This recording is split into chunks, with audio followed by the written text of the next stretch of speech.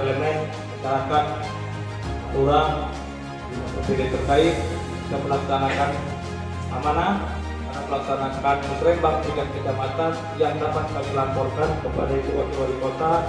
Assalamualaikum warahmatullahi wabarakatuh. Dari apa yang sudah kita lakukan pada saat kita ngantor di kecamatan, ngantor di kelurahan, saya hadir di Kecamatan Pelaju di Musrembang ini walaupun mungkin belum istirahat siang untuk memastikan bahwa kawan-kawan kawan-kawan yang saat ini mewakili dinas terkait terutama PUPR, Perkintan itu betul-betul membuka telinga, membuka mata lebar-lebar.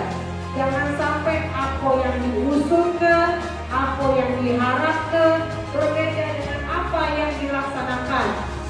Dan saya juga minta kepada warga Kecamatan Pelaju, saya juga minta tolong diawasi benar-benar. Kalau ada pembangunan apapun, tolong juga